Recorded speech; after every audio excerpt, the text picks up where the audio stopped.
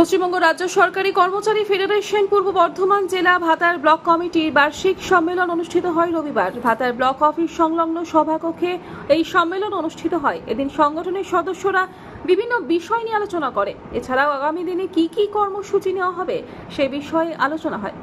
কর্মচারী ফেডারেশন ভাতার block committee বার্ষিক সাধারণ সভা।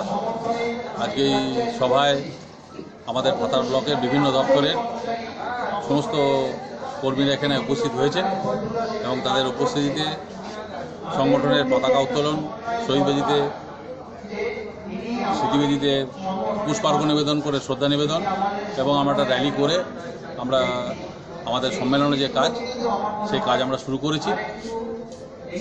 এবং এখানে আমাদের সংগঠনের যারা জেলা সভাপতি থেকে শুরু করে রাজ্য সভাপতি এবং আমাদের জেলা পরিষদের কর্মাধ্যক্ষ, পঞ্চায়েত সমিতির সভাপতি সহ সমস্ত কর্মাধ্যক্ষরা এখানে উপস্থিত আছেন। তাদের সকলের বক্তব্য এবং আমাদের সাংগঠনিকভাবে যারা বিভিন্ন দপ্তর থেকে এসেছেন তারা তাদের যা কাজকর্ম সেগুলো তারা তুলে ধরছেন। আজকের এই সভা আমাদের এখন চলবে, দুপুরে খাওয়ার ব্যবস্থা আছে, এইসব পর খাওয়া দাওয়ার পর আমাদের সবার কাছে মূলত আলোচনা কি নিয়ে হয়েছে?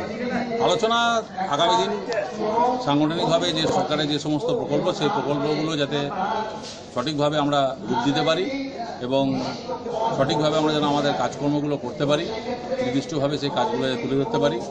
এবং আজকে একটি নতুন কমিটিও গঠিত হবে, ব্লক কমিটি। সেই কমিটি আমাদের ব্লকের জেলা সভাপতি উপস্থিত আছেন, তার উপস্থিতিতে কমিটি ঘোষণা করা। ভাতার থেকে মনোজ কুমার মালিকের রিপোর্ট, আনন্দ বার্তা।